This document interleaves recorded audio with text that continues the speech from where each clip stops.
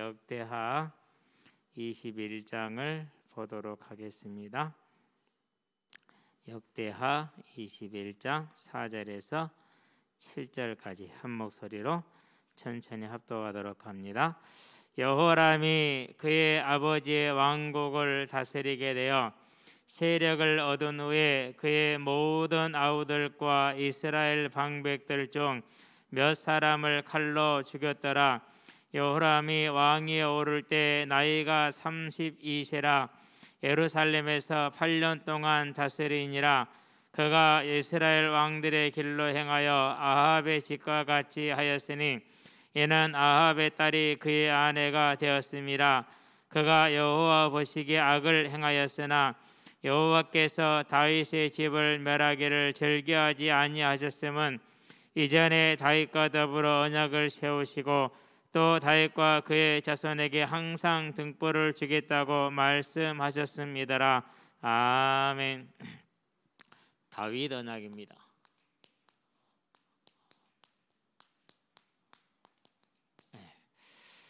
우리는 이렇게 세상을 살아가다 보면은 분명히 천국을 얻은 사람들이고 천국을 목적으로 살아가는 사람들이죠. 그렇기 때문에 믿음의 결국은 영혼의 부활, 곧 무엇을 뜻하는 겁니까? 우리에게 주어져 있는 부활을 가장 소중히 여기고 그것을 향해서 나아가는 것이 저와 여러분의 믿음인 것입니다. 그런데 이제 그 날까지 이 땅을 사는 삶이 결코 넉넉하지가 않지요. 또 이 삶을 절대 무시해서는 안 되는 이유가 하나님은 이 삶을 통해서 하나님의 뜻을 이루고 하나님은 이 삶을 통해서 우리에게 영원한 상급을 주시기 때문에 우리의 목표는 하늘에 있으나 우리의 삶은 이 땅에 있다. 즉 하늘의 목적에 있는 자는 이 땅의 삶을 가장 충실하고 가장 뭐하게 됩니까? 열심히 살아야 된다라는 것을 우리는 부인할 수가 없고 인정할 수밖에 없습니다. 그래서 성경을 보면은 구약에서 보면 거의가 다 현실적인 삶에 하나님의 언약이 들어가요. 왜 그러느냐? 방금 얘기했던 것처럼 우리는 천국의 부활을 바라보는 사람들이지만은 그 천국의 부활과 상급이 이 땅에서 이루어지고 이 땅의 삶을 통해서 하나님의 뜻이 이루어지기 때문에 이 땅의 삶은 소중하고 아름다운 것이 되죠. 자, 그렇다면 이제 이 땅을 사는 방법론의 문제가 되겠는데요. 여러 사람 우리가 이제 세상을 살다 보면 가장 일반적인 게 남 탓하는 겁니다. 우리는 그건 체질이에요. 언제나 남 탓하고 남에게 핑계를 돌려대고 남 누구 때문에 이렇게 생각을 하지요. 그게 이제 아주 체질이 된 사람들이에요. 체질이 된 사람들. 그러니까 이제 그런 것을 가지고 저와 여러분 살아가게 되면 많은 어려움을 겪게 되죠. 이게 이제 수요일 날 공을 차는데 아침에 2시간 찼다고 그러잖아요. 2시간 더 찼을 거야 아마. 9명씩 내 팀을 짰어요. 팀을 짰는데 나사로하고 태양이하고 제가 한 팀으로 딱 들어와 있더라고요. 이러면 이제 이 팀은 질 수가 없는 거예요. 왜 그러냐면요, 뒤에서 관리하고 중앙에서 허리를 연결해 줄 사람이 3사람이나 되잖아요. 그러면 든든한 거예요 완전히. 그러니까 이제 상대편에서는 모든 게 다 남 탓이야. 너 때문에 네가 못해서 네가 어째서 이렇게 되는 거 얼마나 재밌는지 몰라. 공차는 것보다 실은 그게 더 재밌어.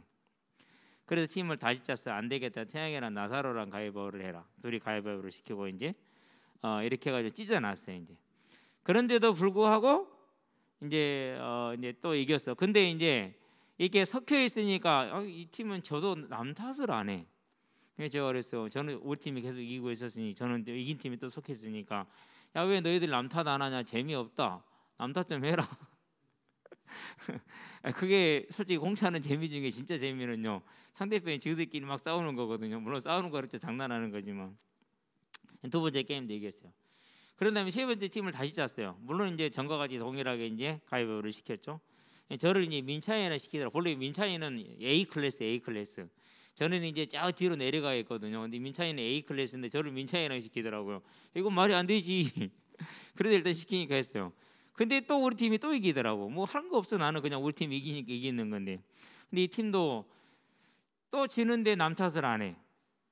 남 탓하는 사람들을 안 하나 버리니까 남 탓이 안 되는 거야. 이제 재미없대. 이겨도 재미가 없어. 이기는 것보다 남 탓하고 싸우는 게 훨씬 재밌거든요. 체질이 그래. 남 탓하는 게 쉬워, 남 탓하고 싸우는 거 보는 게 즐거워 이랬거든요. 그러는데 이번 주에 말씀을 받으면서 그래 다윗 한 사람을 통해서 영원토록 복이 임했다면은, 아브라함 한 사람을 통해서 영원토록 복이 임했다면은 이제는 내가 그 한 사람은 되면 되지 않느냐, 맞습니까? 이제 저와 여러분들이 그 한 사람으로 설 수 있게 되길 바랍니다. 자, 그러면은 우리가 다윗의 성을 다 볼 수는 없고 다윗이 어떻게 살았느냐 간략하게 한번 봅시다. 다윗의 성을 다 보려면 사무엘 상하를 다 봐야 되는데 어떻게 봅니까? 그렇죠. 많이들 그렇게 나누죠. 일단은 어린 시절이죠. 이때는 목동일 때예요. 목동일 때 어떻게 생활합니까? 자, 먼저 우리가 한 가지를 봅니다. 사무엘상에 보니까 16장이죠. 11절에 사무엘이 다윗의 아버지 이새에게 묻습니다. 7명 말고 아들 더 없어?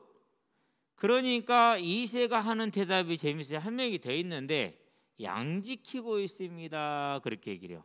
양을 지키고 있대요. 그러는데 사무엘상에 보니까 17장이죠. 20절이죠. 아버지가 셋째도 있고 넷째도 있는데 그 아이들을 나놓고 누구를 전쟁터로 신분을 보내죠? 다윗을 전쟁터로 신분을 보내죠.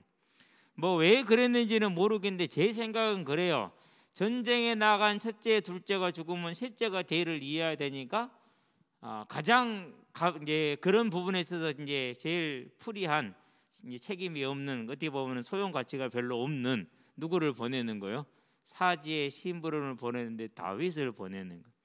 그러니까 다윗이 심부름 가면서 양을 누구한테 맡겨요? 양 지키는 종에게 맡겼다라고 나와요. 그 말은 무슨 말이죠? 16장 11절하고 17장 20절을 같이 봤을 때 다윗은 집에서 누구와 같은 취급을 받았어요? 종하고 같은 취급을 받은 거예요. 자, 그런데 다윗이 어떻게 살았습니까? 17장에 나오죠. 자, 사울 왕에 가서 뭐라고 말합니까? 내가 아버지의 양을 지킬 때 어떻게 했다가 나오죠? 사자가 와서 그것을 쫓고 곰이 와서 그것을 쫓으면 내가 그것들이 물매로 뛰고 그것들이 나에게 들면 내가 그들이 뭘 찢었다는 게 입을 찢었다, 이렇게 얘기를 하죠. 그렇죠? 자, 이렇게 얘기를 하는데 어디에 나옵니까? 35절이죠. 34절 35절 주의 종이 아버지 양을 지킬 때 사자는 곰이 와서 양떼를 새끼를 물어가면, 그렇죠. 뭘 말합니까? 그렇게 천대를 받고 종과 같이 여김을 받는데도 자기 일에 단 한 치의 못도 없어요. 생명을 걸었어요. 다윗의 자세가 이래요. 다윗의 자세가. 저와 여러분들이, 우리는 어때요? 기분 나쁘면 직분도 내 던져버리고 다 던져버리잖아요. 그죠? 우리는 다 그래서 저도 마찬가지고, 저도 교회에서 그만뒀잖아요. 못하겠다. 우리는요 다윗에 비하면은요 정말 이게 안 되는 거예요. 아니 집에서 이렇게 취급하는데 양을 이렇게 지켜요. 바보 같아. 그렇죠? 심부름을 갔네요. 심부름 갔는데 칭찬을 받아야 되잖아. 아이고 어린 네가 이런 데 와가지고 아버지 심부름 왔냐, 야 너한테는 위험한 일이니까 얼른 돌아가라, 이리 해야 되잖아요. 그렇죠? 28절이죠. 뭐라 그럽니까? 형이 하는 말이 그래요. 이 네 가지 없는 놈아, 그래요. 딱 한마디로 정리하면 그거예요. 그러니까 집에서 그가 아버지가 그를 생각하는 것과 형들이 생각하는 것이 이제 다 드러났죠. 그럼에도 불구하고 그의 삶은 어땠어요? 자기 일에서 단 한 채 물러남도 없는 거예요. 여기 우리 어린 학생들이 있는데요. 여러분들이 지금 학생의 시절을 보낼 때 뭐 환경 원망하고 자기 원망하고 거울 원망하고 그래요. 못생겼다고, 자기 못생겼다고. 그건 다 거짓말이에요. 하나님 안 믿는 거예요. 그러고 막 놀기에 생명을 걸어요. 그건 하나님을 거역하는 거예요. 다윗을 보세요. 그렇죠? 미래 나는 그냥 대충 살 거야. 나는 천국 별로 관심 없어. 나 천국 상 받기 싫어. 그런 사람들은 그렇게 살아도 돼요. 나는 그런 거 아닌데, 아니 삶이 그렇게 얘기를 하고 있는 거죠. 그렇죠? 저와 여러분들이 다윗의 어린 시절의 이 모습을 봐야 돼요. 참 어른이 된 제가 이걸 보고 있으면 부끄러워요. 아 이랬구나. 그래도 나름대로 충성한다고 했는데 다윗에 비교하면 이런 걸 뭐라고 그러죠? 세 발의 피 조족지혈이다 이렇게 얘기를 하죠. 자, 그런 다음을 가볼까요? 이제 어린 시절을 지났으니까 청년의 시절을 가봐야죠. 청년 시절 어떤 시절입니까? 도망자예요. 물론 왕의 사위이고 뛰어난 군사이기도 하지만 이때의 삶의 특징은 도망자죠. 그 도망자의 가장 큰 원인은 사울 왕의 그릇된 행동이었죠. 그럼에도 불구하고 사무엘상 24장이죠. 1절에서 7절. 하나님의 기름 부음 받은 자를 치는 것이 죄가 되지 않겠느냐? 반드시 죄가 된다. 나는 그 죄를 범할 수 없다라고 얘기를 하죠. 저와 여러분들이 마음의 중심에 이 자세가 참 필요해요. 하나님의 기름 부음 받은 자에 대한 곧 하나님을 향한 경외함이 이제 제대로 물이 오른 거죠. 솔직히 한 달, 두 달만 우리가 도망 다니도 힘들잖아요. 근데 지금 몇 년째 도망 다니고 있어요. 그것도 일가족 전체가 도망을 다녀요. 그럼에도 불구하고 이 믿음의 자세를 그러고 나서 얼마 후에 또 사울 왕이 정신이 헷가닥해가지고 3천의 군사를 이끌고 옵니다. 그렇게 됐었을 때 뭐라고 말합니까? 자, 요압의 동생 아비새가 다윗과 함께 사울의 진영에 들어갔습니다. 들어가서 뭐 합니까? 이제 물병과 창을 가지고 나오죠. 그럴 때 아비새가 말합니다. 한 방에 보내버립시다. 자고 있으니까 한 방에 보낼 수 있죠. 그렇죠? 그럴 때 다윗이 동일한 얘기를 하면서 더 강경한 어조로 얘기를 하죠. 도망자 시절에 그가 어떻게 하나님을 신뢰했는가? 그럼 사는 말이 뭡니까? 하나님께서 그를 다스릴 것이다. 수완이 차서 죽든지 몇 살에 죽을지 누가 알아? 그렇죠? 그런데 아니면은 전쟁에서 죽든지 그렇게 얘기를 하죠. 그때까지는 뭐 하겠다라는 거요? 하나님을 신뢰하고 기다리며 나는 하나님이 내게 주어진 내 일의 범위 하나님을 도발하지 않겠다라는 완전한 충성을 보여주죠. 청년자의 시절이. 자, 그런 다음에 세 번째 장년의 때를 볼까요? 자, 이때는 이제 왕이죠. 통치자예요. 그러면서 가장 큰 승리를 누릴 때예요. 그렇죠. 자, 그런데 그가 왕이 되어서 가장 먼저 한 일이 뭡니까? 사울 왕이 죽었다는 소식을 들었어요. 그 소식을 거짓으로 꾸며서 자기 공로로 만든 자를 그 자리에서 처형을 해요. 그냥 정치적인 쇼를 한 게 아니에요. 그의 마음의 중심이 진짜 진노였어요. 두 번째, 그러고 나서 뭐합니까? 이제 애가를 짓죠. 17절에서 20 몇 절입니까? 27절까지입니까? 27절까지. 그러니까 이 애가를 읽을 때는 저도 그런 생각이 들었어요. 다윗이 살짝 쇼한다. 보여주기식의 일을 한다. 그런 생각이 들었는데 이사야 34장 16절에 모든 성경은 나의 영으로 기록된 것이다. 디모데후서 3장 16절에 모든 성경은 하나님의 영의 감동으로 기록된 것이다. 그렇다면 이 성경을 우리가 인정한다면 다윗이 중심이 이랬구나. 이게 사람인가? 아, 성령의 충만함을 받으면 이렇구나. 제가 제일 갈등하고 고민하는 부분이에요. 왜 나는 안 될까? 제일 갈등하고 고민해요. 아이들이 이제 한 명씩 저한테 목사님 죄송합니다. 그래요. 알았다. 그럴 수 있다. 오늘 이제 마지막 한 놈이 와서 이제 저도 같이 하면 너는 아직 안 돼. 너는 아직 나한테 용서를 받지 않았잖아. 그냥 알았다. 이리 오나 하면 되잖아요. 안 껴서. 나는 혼자 놀다 갔어요. 그런데 좀 필요하다는 생각은 해요. 하나님의 손에 넘겨버리면은 내 손을 떠나버리면은요. 그러면 이제 그건 이제 저는 방법이 없거든요. 근데 아직 내 손에 있거든요. 그러니까 내가 좀 더 이제 아이한테 그냥 주고 싶지는 않아요. 분명하게 교훈을 줘서 다시는 인생을 살 때 그런 하나님을 거역하는 일을 하지 않게 하기 위한 그런 마음이 있으니까 하긴 하는데 그러면서도 고민과 갈등이 되는 거죠. 그러니까 우리는 할 수 없는 것인데 다윗은 하는 거예요. 대단해요. 그러니까 그냥 하나님이 그를 그렇게 높이신 것 아니에요. 자, 하나님이 이 모습을 보고 뭐라고 했습니까? 사무엘상이죠. 13장이죠. 12절인가요? 14절인가요? 14절. 네.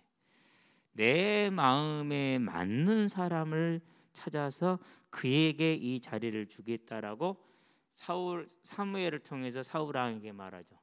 그것을 사도행전에서 뭐라고 표현했어요? 13장에서 22절에 내가 이새의 아들 다윗을 보니 내 마음에 합당한 사람이라 이렇게 얘기를 하잖아요. 어떤 모습이요? 이 모습을 가지고. 그런데 이 모습은 오직했겠습니까? 그렇죠. 이 모습은 또 오직했겠어요. 얼마나 하나님이 마음에 기쁘고 얼마나 하나님의 마음에 감동이 있었겠어요. 하나님을 감동시키는 사람, 스바냐 3장 17절 너희 하나님 여호와가 너를 잠잠히 사랑하시며 너를 인하여 기뻐하시며 즐거워하시는 그 모습이 다윗의 모습이지 않겠느냐. 저와 여러분이 이제 우리의 삶을 살아가는 데 있어서 우리는요, 이 세상에 살기 때문에 이 세상에 길들여지고 이 세상에 체질을 가졌기 때문에 언제나 남 탓을 하고 나는 주인 된 적이 없어요. 내가 천국 열쇠를 가지고 써본 적도 없어요. 있는데도 안 써요. 우리는 항상 그런 사람들이에요. 그러나 다윗은 그러지 않았다라는 것. 저와 여러분들이 이 사실을 볼 수 있게 되길 바랍니다. 그러면서 언약궤를 가지고 올 때는 안 그러면은 요나단의 아들 무비보셋을 찾아서 그의 상에서 먹게 하는 이 모든 것들이 다 아름다운 모습이죠. 그런데 진짜 아름다운 모습이 한 가지가 있어요. 뭡니까? 우리가 보고 있죠. 12장이죠. 예, 나단 선지자가 와서 그의 죄를 지적했었을 때 13절에 뭐합니까? 회개하는 거. 내가 여호와께 범죄하였나이다. 저와 여러분들이요, 많은 사람들이 회개를요 필요 없다고 가르치거나 이제는 안 해도 된다라고 얘기를 해요. 정말 위험한 생각이에요. 위험한 생각이 아니라 하나님을 정면으로 대적하는 잘못된 복음의 해석이에요. 그런 성경 없습니다. 그렇게 되면 사복음서 진짜 없애야 돼요. 예수님 다 뭐라고 해요? 계속 회개해요. 예수님이 처음에 복음 외칠 때 첫 마디가 뭐였어요? 회개하라 했어요. 그런 다음에 사도 바울이 베드로가 복음을 처음 전할 때 뭐라 했어요? 회개하라 했어요. 자, 그러면 한번 회개하면 끝입니까? 그것이 구원파예요. 그것이 아니요. 그 뒤로 로마서 7장을 보세요. 다윗의 회개를 보세요. 얼마나 애통해하며 얼마나 고통스러워합니까? 그렇죠. 그런데 이런 게 필요 없다고 가르치는 사람들이 있어요. 그럴듯하게 성경을 짜집기를 해요. 다 틀렸어요. 자기 나름대로 자기 마음대로 거기서 가서 막 이건 단장 치으라 그래. 그러면 안 되는 것이죠. 하나님이 정말 원하셨던 게 뭡니까? 이거였어요. 다윗에게. 사람은 실수할 수 있잖아요. 근데 하나님께서 그에게 죄를 지적했을 때 다윗이 그걸 회개해요. 그때부터 뭐가 오죠? 그때부터 징계가 와. 회개 안 하면 징계 와요, 안 와요? 그때는 징계가 아니라 심판이 오죠. 심판이 오죠. 뭐 할 수 없는요? 되돌릴 수 없는 심판이 오게 돼 있어요. 저와 여러분들이 이런 얘기하면 율법주의라 말할 수 있어요. 그건 완전 틀린 거예요. 율법주의의 정의를 가지고 하라. 그건 기독교 유교적인 해석을 했어요. 유교적인 해석을 틀렸어요. 절대 그게 아니에요. 다윗은 이 회개를 해요. 하나님이 가장 기뻐하는 모습 중에 한 모습이죠. 자, 그런 다음에 그의 삶을 살아가는데 가장 왕성하게 승리를 누릴 때잖아요. 그 승리의 모든 산물들을 어떻게 합니까? 8장에서 보니까 10절에서 11절 9절부터나 보는 게 나을까요? 뭐 전후 문맥을 좀 빼긴 했는데 모든 것들을 다 어디로 보냅니까? 전부 다 성전으로 보내요. 왜요? 신명기 17장에 왕은 자기를 위해 은과 금을 많이 쌓아두지 말라고 했거든요. 그 말씀을 따라서. 그러면서 이제 뭘 준비하는 겁니까? 네 번째 이제 노년으로 갑시다. 자, 작년에 때 왕으로서 승리를 누렸지만 또 한 가지 제가 빼먹은 게 있죠. 뭘 빼먹었죠? 하나님의 징계를 빼먹었죠. 그렇죠? 근데 징계를 잘 받았어요. 충실하게. 그러고 노년이 왔어요. 이때는 평안함을 주셨더라라고 역대 하에서 얘기를 하고 있죠. 자, 그런데 이 노년의 시절에 다윗은 무엇을 합니까? 다른 걸 하는 게 아니에요. 뭘 준비하느냐? 이번에 성경 구절에서 단어 말을 쓸게요.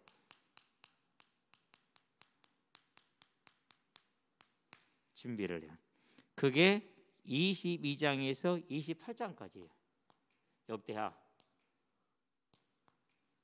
역대하 22장에서 28장까지 성전을 준비하고 성전에서 섬길 시스템을 다 짜요. 찬양대면 찬양대, 모든 제주കൾ 24반열들을 다 갖춰서 쌓아요. 이렇게.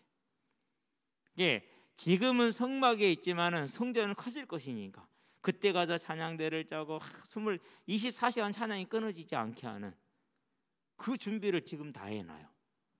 그러면서 이스라엘 장로들을 다 부르고 방백들을 다 불러요. 28장에 보면 뭘 부탁합니까? 솔로몬은 어리나 그가 성전을 준비해야 되니까 너희는 그를 도와서 성전을 완성하되 하나님의 전이기 때문에 가장 크고 가장 위대하게 만들어야 될 것이다 하는 걸 다 부탁을 하고 하죠. 그러고 역대하에 보니까 29장에서 여러 가지 구절 속에서 4절에 보면 뭘 말합니까?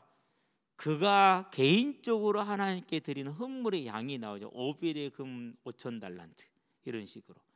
한 달란트가 34kg예요. 그러니까 자기 인생에 가진 모든 걸 다 어디다 내놓은 거예요? 이제 다 또다시 내놓는 거, 두 번째 내놓는 거죠. 완전하게 다 내놓고 가는 것이죠. 다윗이 이렇게 하나님의 앞에 충성하며 나아갈 때 하나님이 뭘 주셨습니까? 그 결과가 나오죠. 그 결과가 뭐예요? 다윗 언약이에요. 기록은 앞에 돼 있죠. 사무엘하 7장이죠. 1절부터 성전을 건축하게 된 장면이 나오잖아요. 쭉 나오는데 이제 본격적인 내용은 뭡니까? 12절 14절. 여기에서 약속한 게 있어요. 뭘 약속하냐? 너의 후대를 세워주겠다 이 약속을 했어요. 사울의 지체는 끊어버리지 않겠다라는 약속을 한 거예요. 자, 이 약속은 누가 한 약속이죠? 누가 한 축복이죠? 이 약속은 창세기 보니까 49장 8절에서 11절인가요? 9절에서 11절인가요? 8절에서 12절 짝수였던 것 같으니까 12절 같아요.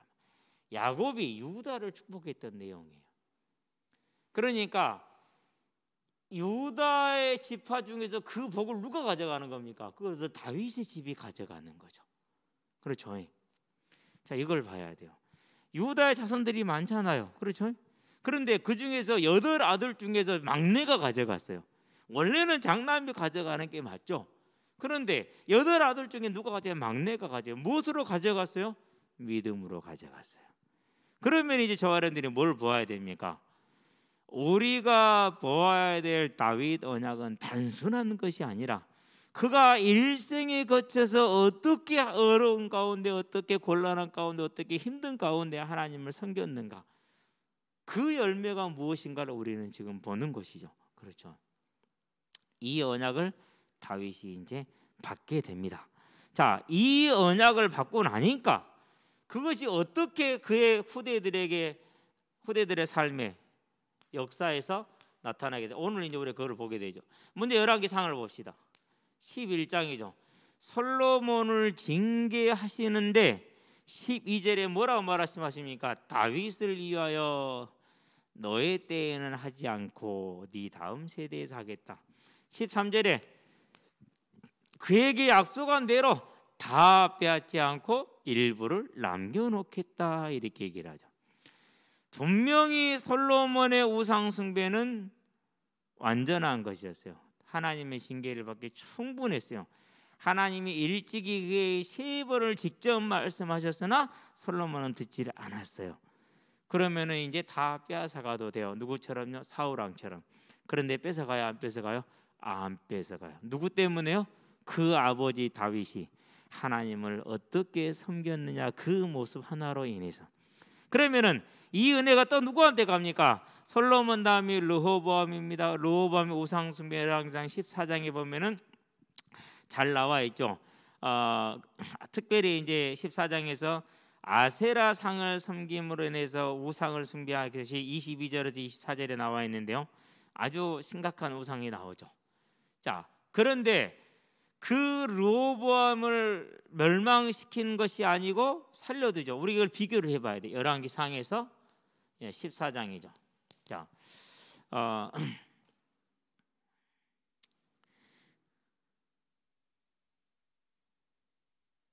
31절 이것하고 14장 몇 절을 비교해야 됩니까?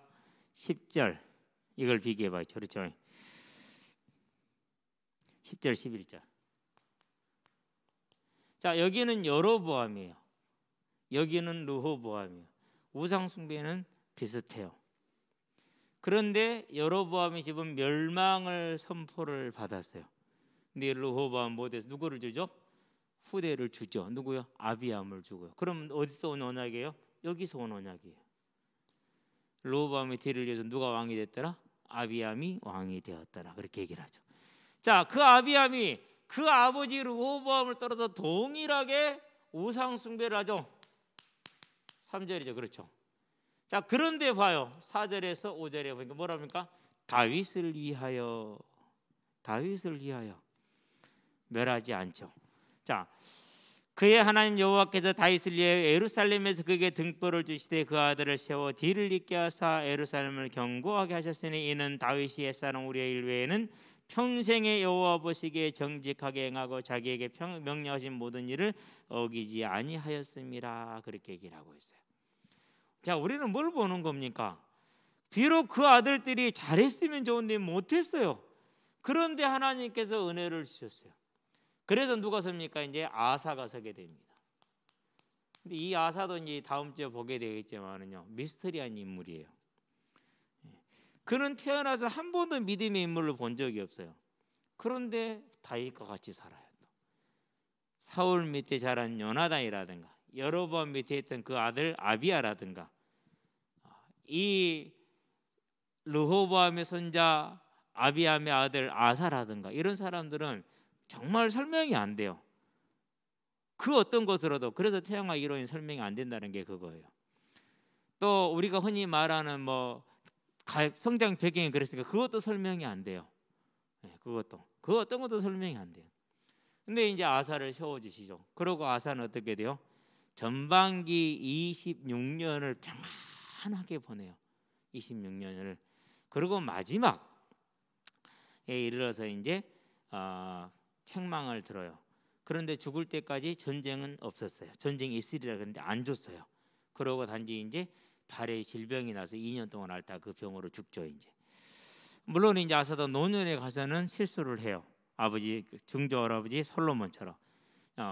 우리가 이제 뭘 보는 겁니까? 그러니까 결국은 이렇게 갔죠. 오늘 이제 네 번째, 이 유다 지팡 다윗의 뒤를 잇고 가서 나중에 이제 여호사밧 다음이 누구냐? 여호람이에요. 여호사밧 다음이 여호람인데 여호사밧 왕도 아사 왕과 같이 요시야 왕과 같이 히스기야 왕과 같이 하나님을 섬기는데 승리했던 인물이에요.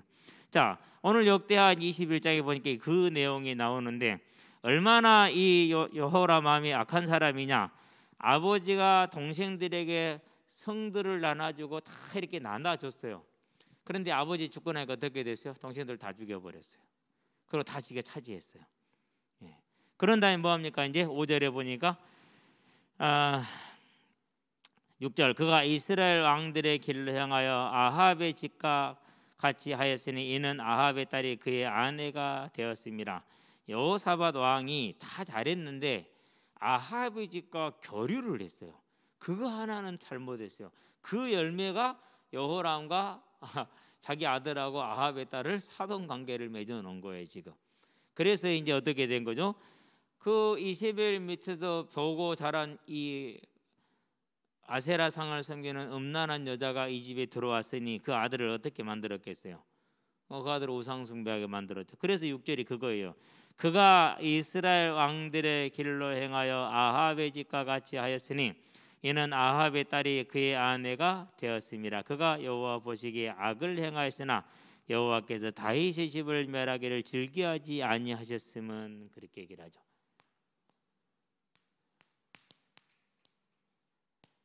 뭐 때문에 그랬어요? 이 다윗에게 줬던 언약 때문에. 언제까지 임하는 것이 이 언약이 이제 이 언약이 지금까지 임하고 있어요. 그렇죠? 자, 그러나 결국은 멸망을 하게 됩니다. 역대하 31장에 보면은 34장인가요?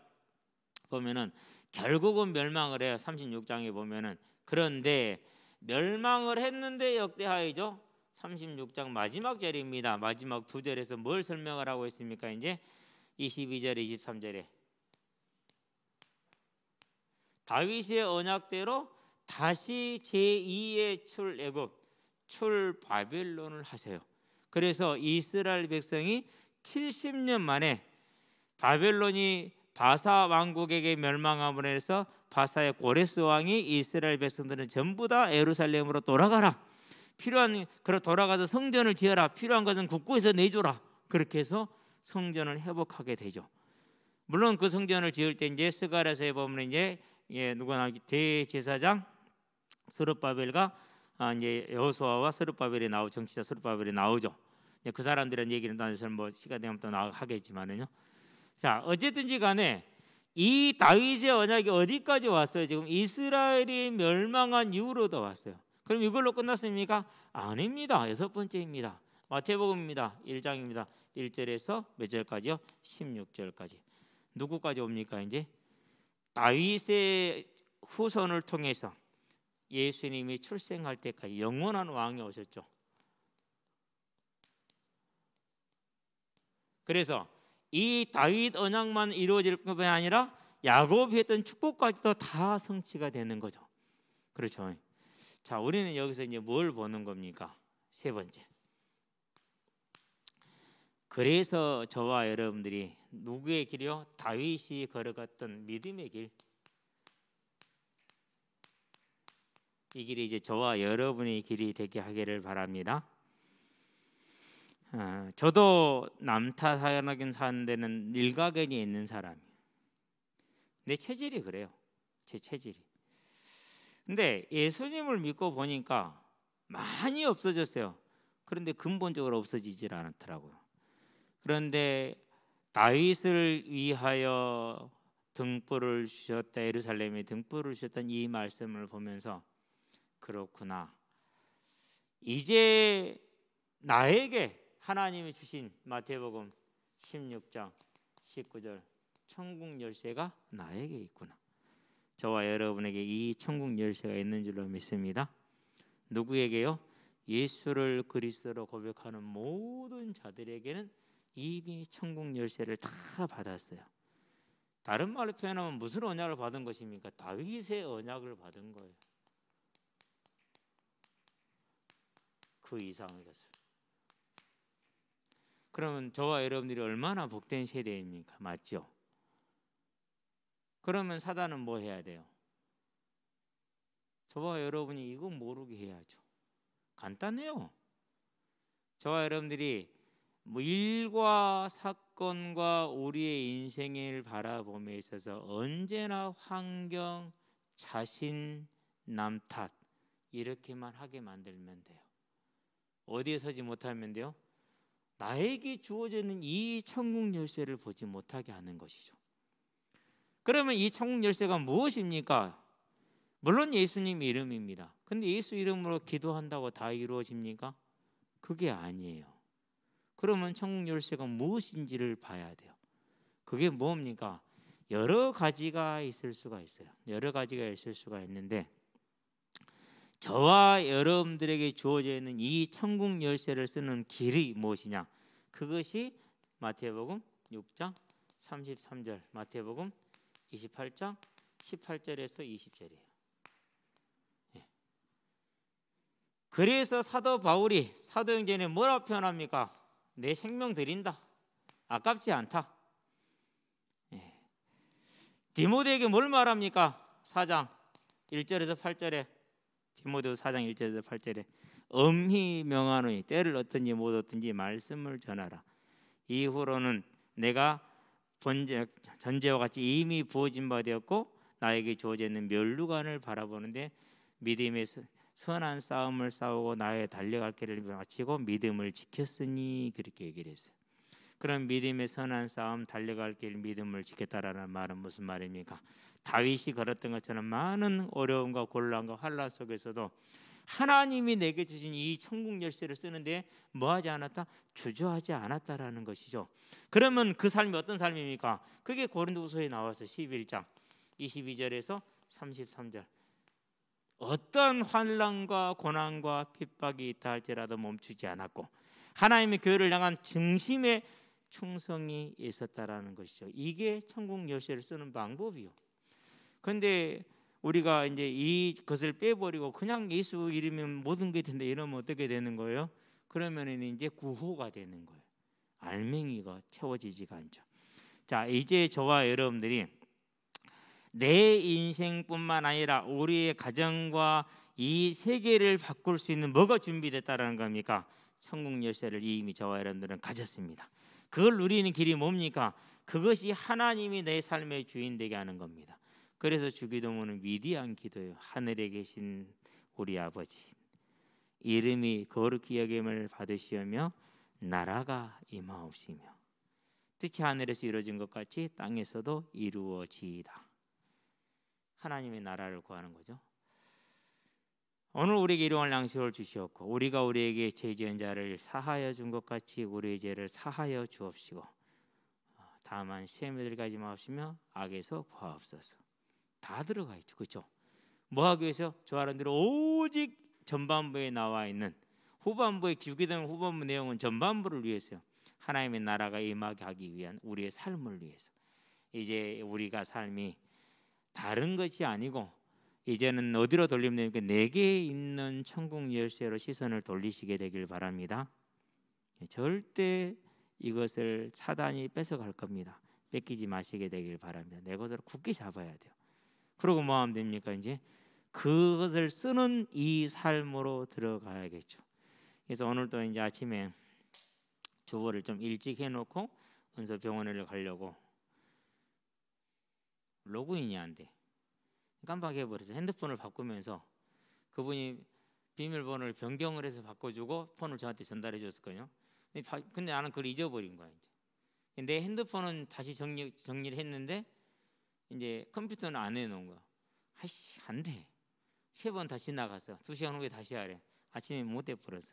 그러고 집에 와서 사모한테 투덜투덜해서 핸드폰 컴퓨터 두드려 펼 뻔했다. 폰 바꿀 때 바뀐 거 아니야 그러더라고. 저 핸드폰 컴퓨터하고 카카오톡 연결돼 있거든요. 그래가지고 이제 뭐 그 스캔해서 하는 방법도 있더만요. 핸드폰 흔들면 되는데 안 되대. 근데 그냥 카카오톡만 켜고 흔들면은 그게 돼요. 나중에 그걸 알아서 오늘 많이 알았어요. 같은간에 생각 다시 해보니까 비번이 바뀐 거야.